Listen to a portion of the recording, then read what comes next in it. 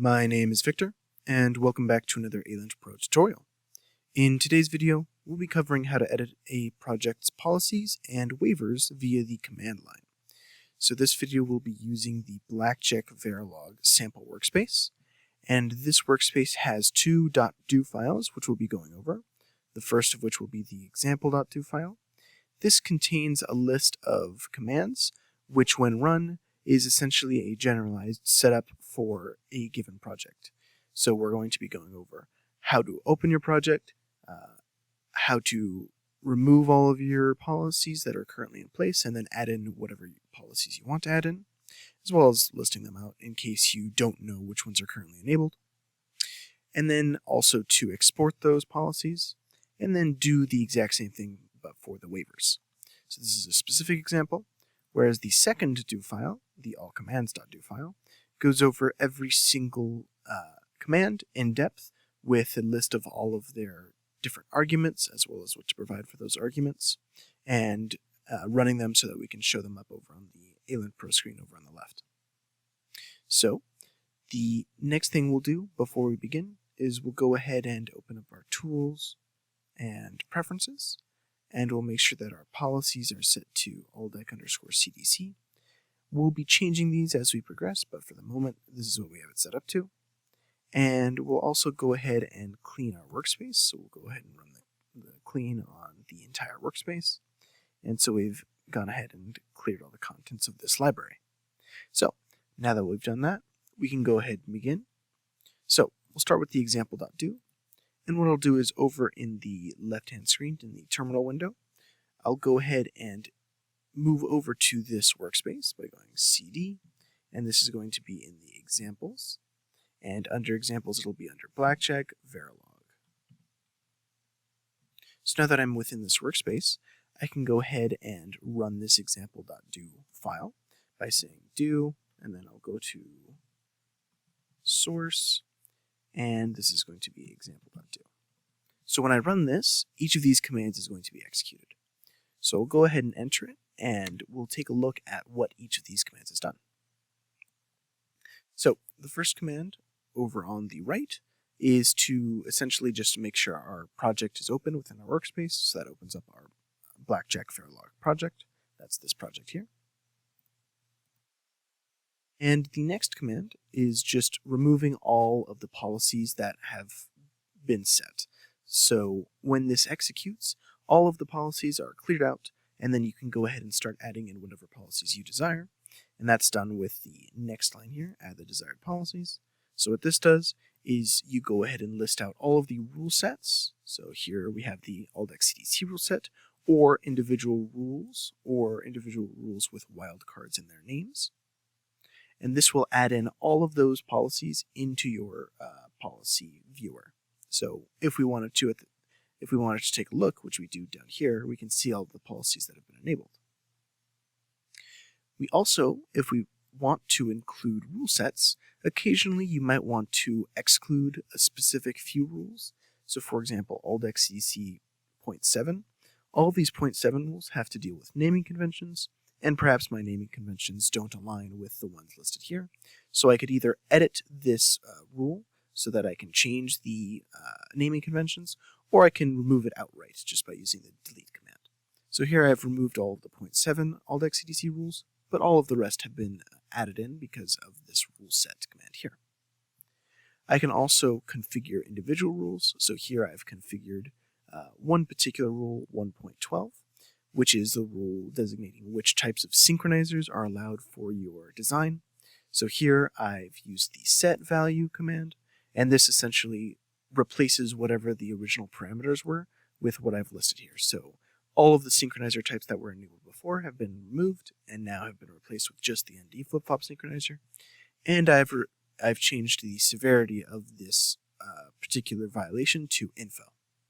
You can also, instead of replacing the values of your parameters, you can instead add to them if possible. So for example, the synchronizer type can have multiple options listed. So not only do we have ND flip-flop listed here, but I've also enabled the parameter for vendor memory, vendor FIFO, memory, and FIFO synchronizers.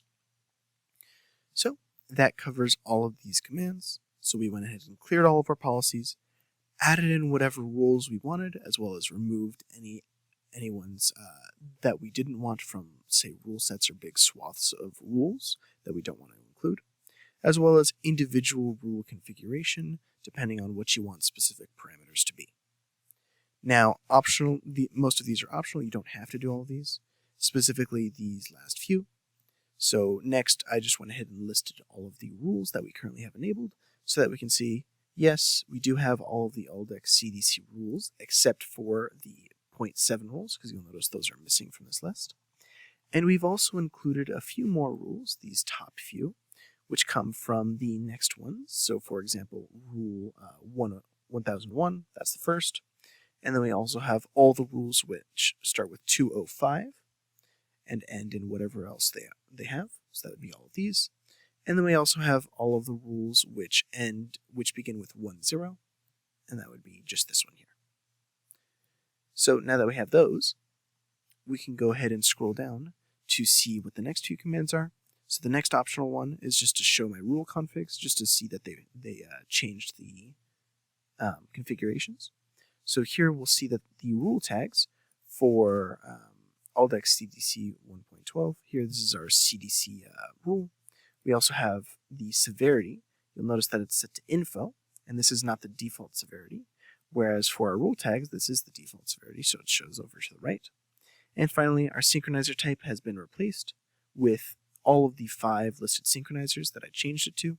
That would be the ND flip-flop, and then the vendor memory and FIFO, as well as the regular memory and FIFO synchronizers. And you'll notice, again, this is not displayed as default because we have edited this list. So now that those have been done, the very last optional command here is just if you need to export the policy. This will format it in a different way, and essentially the formatting is just going to list every single individual policy out. So here I've saved it to a file called policies name, and I can actually open that up in the source folder here. So when I open that up, you'll notice that it does the exact same thing we did at the beginning by clearing the policy list. It also names your policy list. And so then you'll notice that it adds all of your policies one at a time individually. So if we scroll down, we can see all of the policies listed, as well as some rule configurations for setting the values, and these would be very similar to the ones that we did earlier. So if you'd like a list of all of your policies one by one, so that you can remove them individually, then exporting would be a good idea.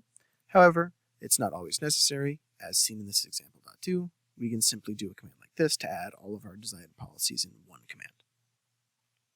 So now that we've gone through those policies in the example.do, we can go through the waiver commands. So the waiver commands are very similar. We're going to want to start with clearing all of our waivers, if there are any. So that's this command over here. And then we go ahead and add in all of our desired waivers. So here we can see that we have a few waiver add commands. So all of these waiver add commands are going to add in a waiver. So specifically this first one is going to add a waiver for all. So here it says rule all. That means it's going to be for every single rule. And here it's going to say file, and then we have a specific file. And so what this means is that this file will be excluded from every single rule. So we don't want to apply any of our policies to anything within this file. Now these next few ones, instead of omitting an entire file and instead of omitting every single rule, we're only excluding a specific number of rules. So here, here, and here. And instead of an entire file that we're excluding, we can exclude just a unit, so a type of module. We can exclude an instance of a particular unit, or we could also exclude an entire directory. So say we didn't want to apply this specific rule to anything within our source directory, then we would run the directory argument. And then we can go ahead and follow those up if we desire with a comment. So these comments here are just applied for that particular waiver. And we can also add comments after adding the waivers. So we can use that using the comment command. And so that's part of the optional configuring waivers. Additionally, we can also list out all of the waivers that have been enabled. Again, this is optional. You don't need to do this. This is just for the sake of the video. But here you'll notice that we've listed out all of our waivers. So we have the waivers for the entire directory. So the entire directory is excluded from 1.10 and 1.11. Now by file, we have excluded just one file, but all of the rules have been excluded from that file. We also have one design unit, which has been excluded from 2 rules, which are these two. And then finally, one particular instance has been excluded from 1 rule. So that goes over the example of how to set up a policy and waiver.do file for the Blackjack Verilog project. And this exact same process applies to all other projects that you would need to apply command line policy and waiver configurations to.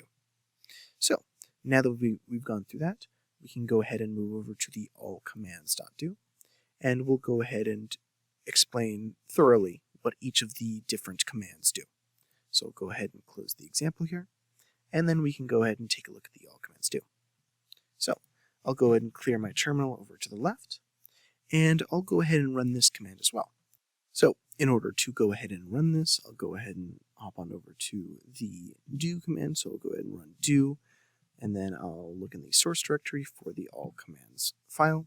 So when I run this, all of these commands are going to execute, and lots of text is going to pop up over in the terminal. So I'll go ahead and run this. And now that this is finished, I'll go through what each of these lines is done. So starting with the first line, it's exactly the same as it was in the examples.do file. So in the examples.do file, we just go ahead and open our project. Here, technically it wasn't necessary because I already ran this command earlier, but if you were doing this fresh, you would have to run this command. Another side note before we move on to the rest of the policies is that there are some options that apply to all project commands, all of these ones that have to deal with editing policies and waivers. Specifically, the -project argument, which will specify which project that you want to edit. Now in this case, if you have the project you want to edit opened, you can exclude this argument. And just like for every single command inside of ALINT-PRO, the -f argument is always available, which just lists a file to create all of the arguments rather than listing them out directly within your command line terminal. Now, moving on to the policy commands, the first command run is the project.policy.list_rules command. So here you'll notice that we have all of the rules enabled as before. This is left over from the examples.do file that we ran earlier. So it's all of the ALDEX-CDC rules excluding 7, as well as a few other ones from the basic VHDL rule set library. Now, once we've listed out those rules, you'll notice that I've put the project argument here. This does not need to be here because this is the current project we have opened. Now, the next thing that we have run is the command for project.policy.add. So here, this adds an entire rule set. So that's going to add the entire basic Verilog rule set, and we can list out the detailed view of that entire rule set. So here, we have a list of all of the prior rules we had, which are some of the VHDL basic rules, and then all of the Verilog basic rules, as well as some of the down below CDC rules. So this detailed argument here lists the very basic description of each of the rules, as well as some things like the severity and their rule level. This is not always necessary, but this is just to show the flag, or rather the argument for this command. And so here you'll note that we have 122 records, or 122 rules that are currently being used, that are enabled. Now the next command is going to be the clear command. So project.policy.clear removes all of the policies we currently have enabled. And then when we list them, you'll notice that there are 0 records reported because none of the policies are currently enabled. Now we can go ahead and add back in some more rules. This is a similar command to the one that was run in the examples.do. So here we list multiple rules. So you can always list multiple rules one right after another, as well as mix in rules with rule sets in just one add command. So you can use just one add command to add in every single one of the rules you'll be using. Or you can split them up into multiple add commands. And then once we list the rules, we see that these 17 records have been reported, so these 17 rules have been enabled. So all of the rules that end with 205, that would be these ones. And then all of the rules that start here with 1, 0. So that'd be these two rules. Now we'll notice that the next command we run is the delete command. So here I go ahead and remove almost all of the rules. The one rule that hasn't been removed is the 1017 rule, because I've removed all of the 205 rules, and I've also removed the 1001 rule. So this delete command can remove any particular rules or rule sets from your current list of enabled policies. Now the next command is the policy.default command. This removes any of your current policies that are currently enabled and replaces them with whatever your global policy default is. So in this case, my global policy default can be viewed by going over to my Tools, Preferences, and this is the global policy view. And so we can see that the ALINT-CDC rule set in its entirety is the default policy list. So we'll notice that if we look at this policy list, we see all of the ALINT-CDC rules, including the 7-point rules. So now the next command is going to be the project policy name command. So this is essentially used for naming your policy list, and you can see that view by right-clicking on your project, going to Properties, and then you can see your policy labeled here. So here it's labeled as My Policy List. So that's what this name does. And other than that, you can also use the -getValue argument rather than the -name argument to print out the name of that policy list. So here it's printed out my policy list back to me. Now, for the next command, it's going to be the show rule config command. So this is going to show any rule configurations for a particular rule that you list out. So rule configurations can also be viewed by looking at the individual rules within the policy editor. So for example, if I looked at 1.1, or in this case 1.12, which is the one I'm editing, I can look at the synchronizer type, which here has been listed as having only ND flip-flop as its option. But over here, by default, before the command was run to actually change this, we can see that the synchronizer types were initially set to multiple different synchronizers. And this is the default configuration.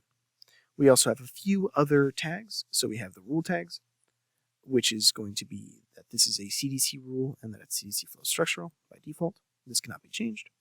And then we also have the severity that this violation incurs, which can be changed. The default is warning, but this can be changed to some other type.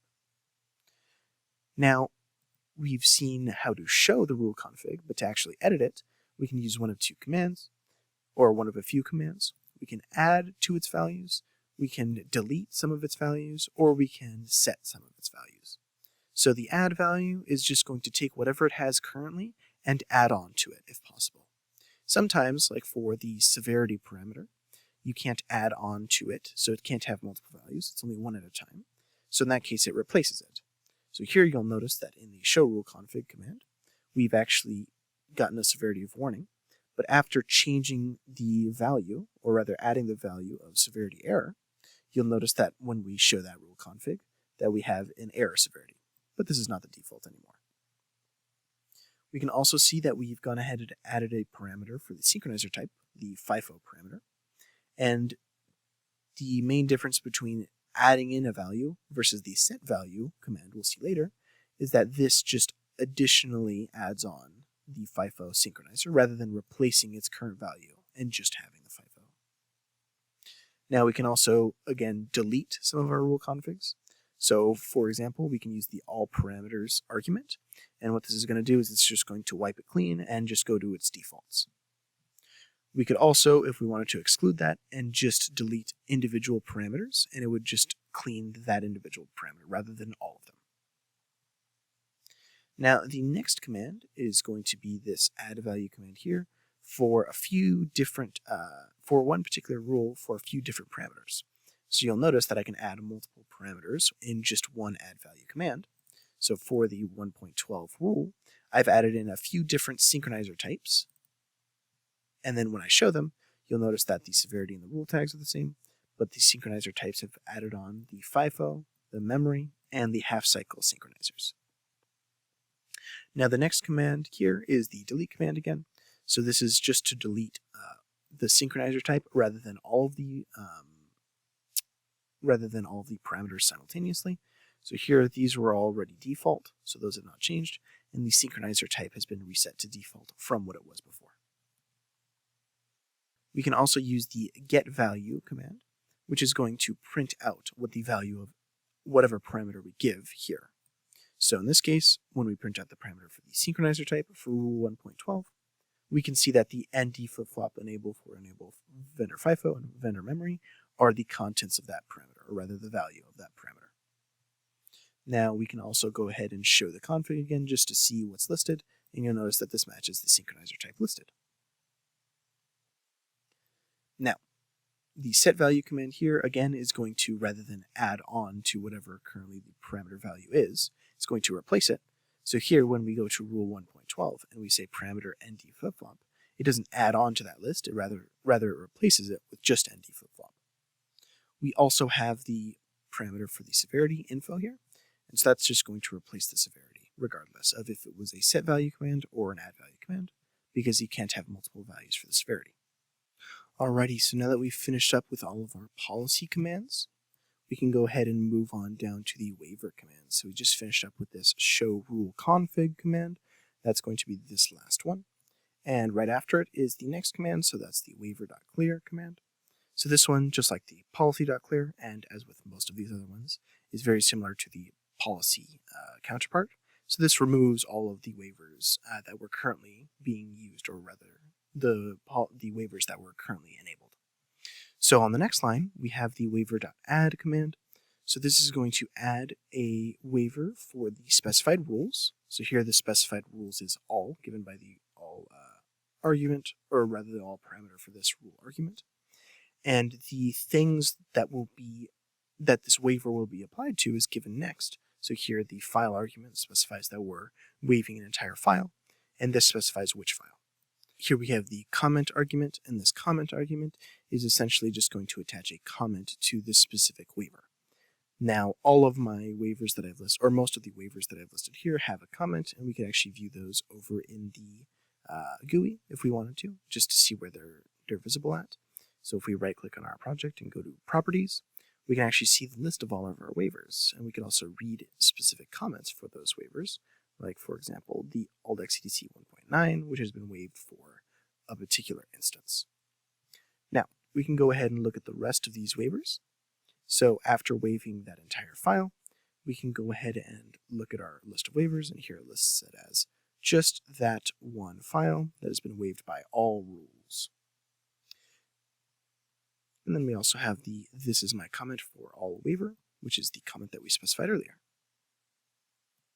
Now, we can go ahead and clear it again so that we don't have this waiver anymore, and that's actually why we don't see it over in the waiver viewer here. That's why this file is not listed, because we've already cleared it. And we'll notice that there are no more waivers after we've cleared it using the clear command. Now we're going to use the .add command, which again is going to add in a particular set of rules to our waiver. So here I've listed two different rules, 1.3 and 1.2, which are going to be waived from a particular unit, which here is the BCD2LED unit or module. And the comment for this is going to be this is my comment for 1.3 and 1.2 waiver. And then if we actually list out those waivers, we can see that we have one design unit, BCD2LED, which has been waived from two different rules, and here are the comments for each of those rules.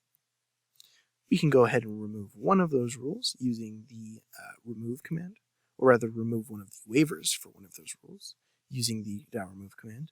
Specifically, we're going to be removing 1.2 from BCD2LED. And then once we list it out, you'll notice that only the 1.3 rule remains waived. Now, the next set of commands is going to be the add for the rule, and then specifically for an instance. So here we're adding a rule 1.9 waiver to one particular instance, I-17, of a unit. So if we were to open up this list using the list command, we can see we still have the BCD2LED waiver for 1.3, but we also have an instance I-17 waiver for 1.9 as well. Now we can also go ahead and add comments after the fact. So you'll notice that originally when I added in the waiver for I-17, I did not add a comment argument.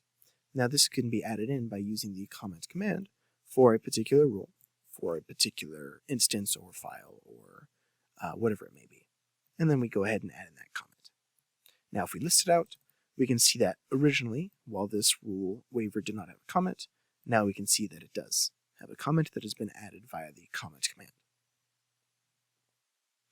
Now the next command here is again the .add command, but here we're going ahead and waiving two rules for an entire directory. So rather than just a file or an instance or maybe a unit, we're saying for the entire directory, for the entire source directory here, we're going to waive 1.10 and 1.11. Now you could also, instead of just waiving these for your entire directory, you could remove them outright, but in case you have multiple directories, this might be the better decision to do.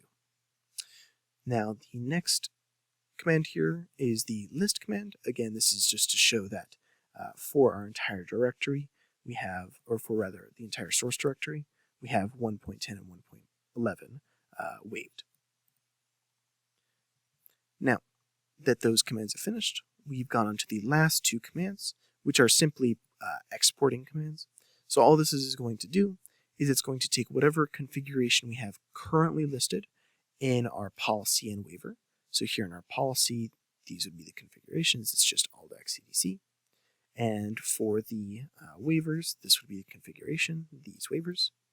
We can go ahead and export those to external files. So the commands listed have the -name argument to specify the name for whatever we want that file to be called.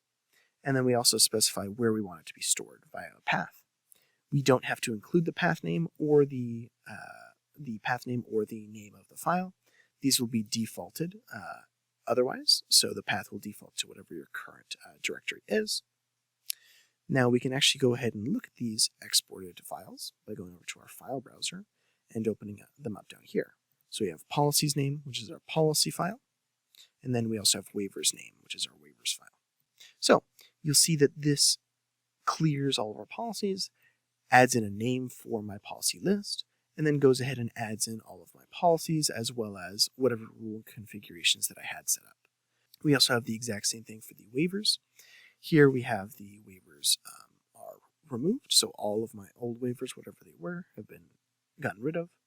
And then we add in specific waivers depending on what we need, so for an entire directory, say, or for just a unit, or for even just one instance of a unit, as well as whatever comments. So we've gone ahead and gone over all of the different commands, as well as all of the different arguments for those commands, for all of the project policy and project waiver commands. These can be viewed in the help menu under the command reference, down at the project, and specifically either project.policy or project.waiver, all the way down at the bottom. So the command reference here is simply used in case you need extra explanation on what each of the individual arguments specifies. However, the video has gone over most of these arguments and most of the parameters for those arguments. So that'll be it for this video. Thank you for watching.